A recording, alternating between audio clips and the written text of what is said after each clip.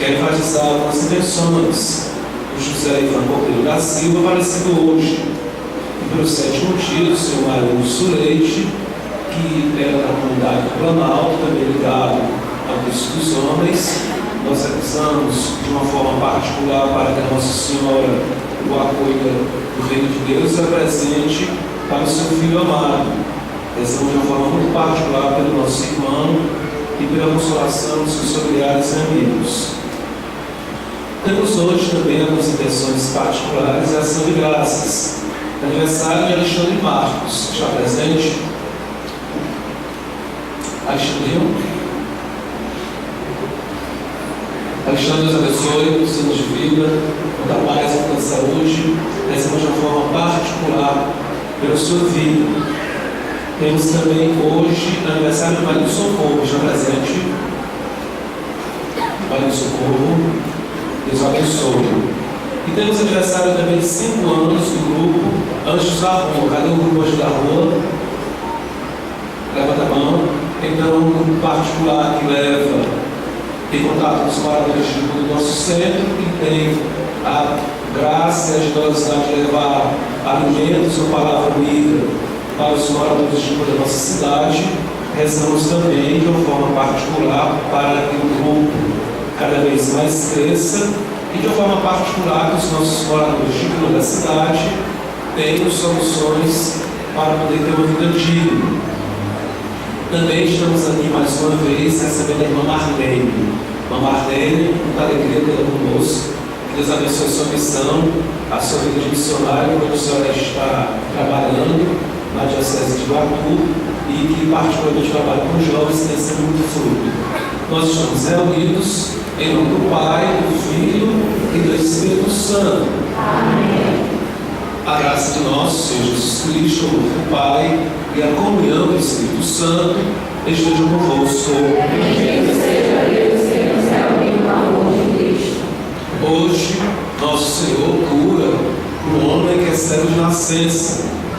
E quantos problemas depois esse cego tem que enfrentar para poder assumir a graça que recebeu de Deus, a cura dos seus olhos.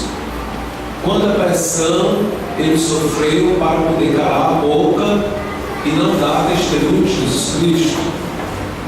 Nós queremos pedir perdão a Deus quando nós não seguimos o exemplo desse cego, quando pela pressão da sociedade e das autoridades nós preferimos calar a boca e nos omitir do nosso testemunho. Por isso cantemos o pedido de perdão.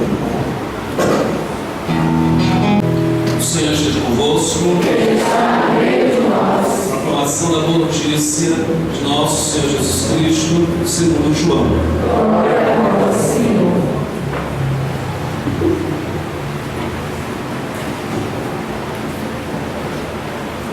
Ao passar, Jesus viu um homem cego de nascença. Os discípulos perguntaram a Jesus: Mestre, quem pecou para que ele nascesse cego? Ele ou seus pais? Jesus respondeu: Nem ele, nem seus pais pecaram, mas isso serve para que as obras de Deus se manifestem nele. É necessário que nós realizemos as obras daquele que me enviou. Enquanto é dia, vem a noite. Ninguém pode trabalhar. Mas enquanto eu estou no mundo, eu sou a luz do mundo. Dito isto, Jesus cuspiu no chão, fez lama com a saliva e colocou nos olhos do cego. Jesus disse: Vai lavar-te na piscina de Siloé, que quer dizer enviado. O cego foi, lavou-se e voltou enxergando. Os vizinhos, que acostumavam vê-lo, sabiam que ele era mendigo, diziam: Não é este que pedia esmola? Uns diziam: sim, é ele. Outros afirmavam: não é ele, mas alguém parecido com ele. Ele, porém, dizia: sou eu mesmo.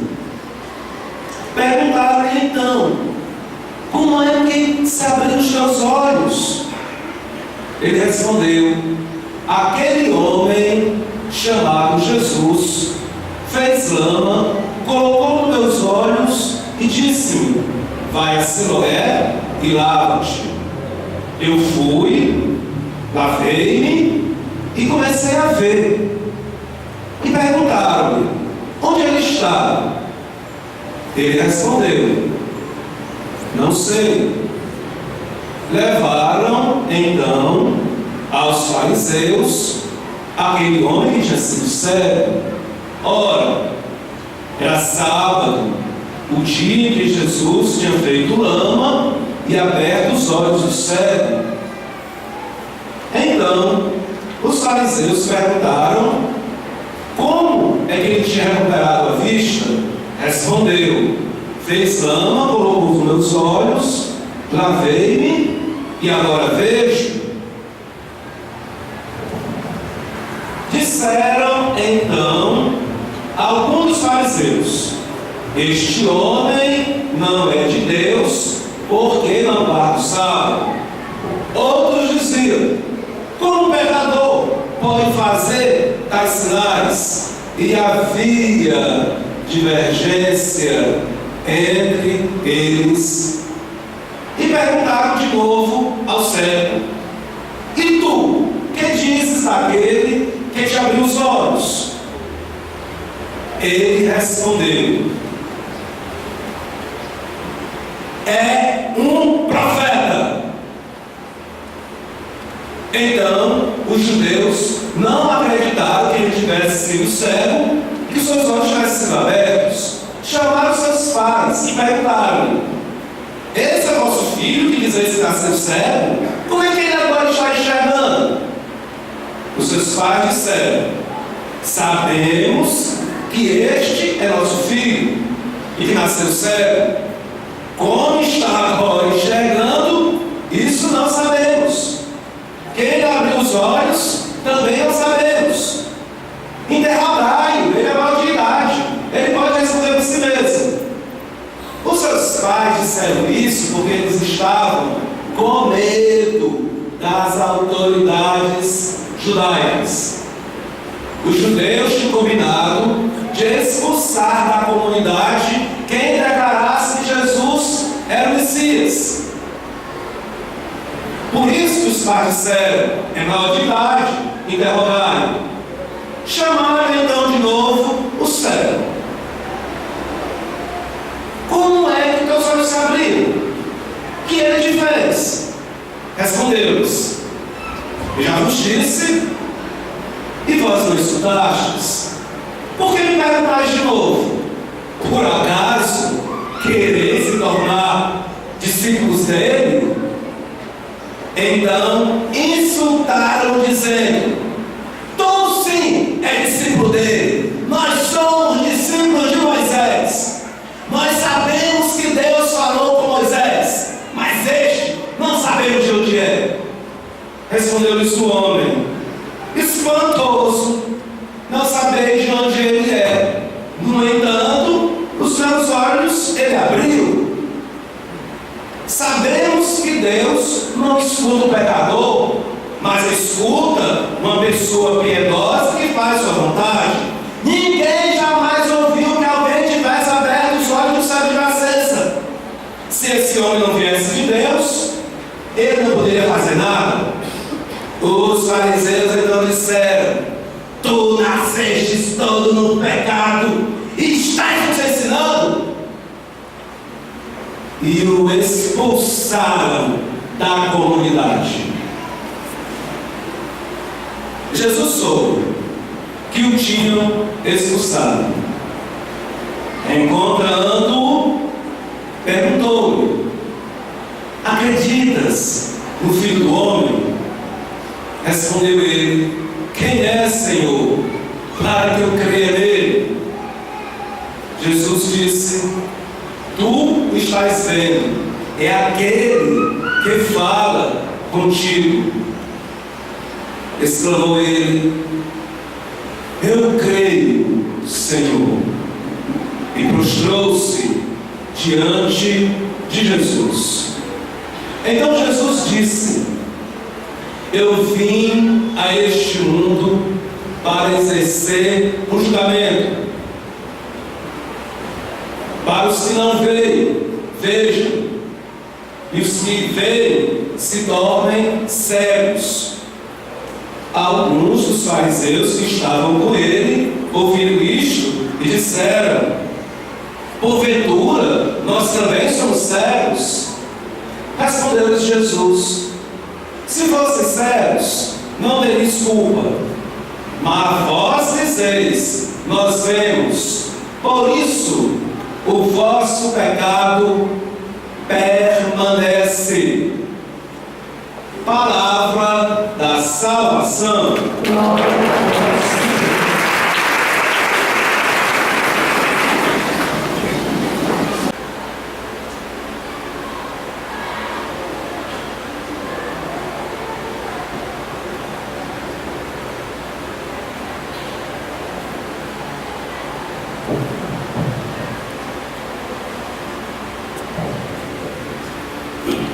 Cara comunidade, nós estamos acompanhando de Quaresma, nos preparando para celebrar a Páscoa do Senhor. Também dentro da fraternidade, muito importante, esse tema que fala do tráfico humano, que deve nos mobilizar, todos como comunidade, como sociedade, a reverter esse quadro terrível que aí está, que como nós sabemos, aqui até mesmo no nosso bairro, quanto jovens e pessoas que tiveram esse problema na vida. Nós estamos dentro desse quarto domingo, escutando esse trecho maravilhoso do Evangelho da cura do cego de nascença. Quantos ensinamentos nós podemos beber desse Evangelho? Mas nós poderíamos então aqui começar a meditar sobre a realidade daquele homem que era um cego. Era uma pessoa que não tinha a visão, tinha uma limitação e que vivia pedindo esmolas. Era a realidade então das pessoas que eram cegas de viver a pedindo esmola. Mas nessas poucas palavras do Evangelho nós encontramos todo o drama de uma vida pessoal. O que é que nós poderíamos pensar sobre uma pessoa cega que vive pedindo esmola? Perdeu mesmo que toca aqui para nós hoje, já tem me confessado que quando ele era mais novo, o futuro de um cego era pedir esmola, e era coisa que ele não queria, e queria trabalhar e ganhar o seu sustento, e graças a Deus ele não conseguiu. Mas que triste realidade de uma pessoa que então tinha esse limite e não tinha outra perspectiva de vida. O que pensava uma pessoa que percebia que as outras pessoas trabalhavam, podiam conseguir o próprio alimento, o próprio sustento, e de repente a limitação daquela bloqueava a pessoa de viver. É como se fosse uma pessoa presa dentro do próprio corpo. E quantas humilhações uma pessoa dessa deveria também experimentar, já que era mendigo, vivia pedindo esmola, e quanta humilhação, porque a gente sabe que uma pessoa que pede esmola, que é pobre, uma situação crítica, quanta humilhação passa dos outros. Então, era a realidade desse homem. E nós poderíamos talvez imaginar muitas outras coisas, mas ao passar, Jesus viu aquele homem cego de nascença. E a partir daquela situação, começou a se desenvolver todo o drama. Era dito pelos profetas, nos tempos messiânicos, o Messias haveria de curar os cegos. Era uma expectativa que havia no povo. Então nós estamos dentro da realização daquelas profecias do Antigo Testamento que diziam que o Messias também haveria de fazer ver aqueles que eram cegos. Só que no momento, no tempo em que Jesus ia fazer esta cura, ou que o servo recebeu essa graça, já estava havendo um grande conflito em torno da pessoa de nosso Senhor. Como nós estudamos, o Sinédrio já tinha ameaçado de expulsar da comunidade quem confessasse que ele era o Messias. Então, nosso Senhor já era uma pessoa que provocava muitas divergências, muitas controvérsias. Era um ponto de fato de contradição. Então, nosso Senhor vai ver aquela situação e acaba curando a cegueira daquele homem e concede uma grande graça. Talvez ele dissesse para ele: eu daria tudo que fosse possível, mesmo sendo mendigo, para poder ter a visão dos meus olhos, dos seus olhos. Que poderia ele fazer, sonhar, para poder um dia enxergar como as outras pessoas também enxergavam? Porque a gente que pode ver não sabe às vezes a dificuldade de alimentação de uma pessoa que não pode enxergar. Então, como ele poderia fazer qualquer coisa e de repente nosso Senhor chega e concede para ele uma graça maravilhosa que ele pensava em toda a sua vida? Nosso Senhor disse que aquilo acontecia para que as obras de Deus se manifestassem. E a obra de Deus se manifestou naquele homem, não só de uma cura, mas das consequências daquela cura. Porque as pessoas começaram a perceber que ele estava curado e começaram a se interrogar para lá e para cá, ele partilhando a alegria de ter alcançado aquela graça, quando ele começou a ser empurrado para o conselho lá dos judeus, dos fariseus, e eles começaram a fazer oração. E ele começou a perceber que, de fato, mesmo ele tendo sido curado, alcançado uma graça tão maravilhosa, eles começaram a querer destruir com aquele que o ajudou. Então, quando nosso Senhor curou aquele cego, parece também que nosso Senhor colocou ele dentro de uma situação muito difícil. Talvez os fariseus achassem, ou outros pudessem considerar, que era melhor Jesus não tivesse curado aquele homem, que ele ficaria acomodado lá para o resto da vida. Mas quando ele foi curado, ele teve que enfrentar as autoridades do seu tempo.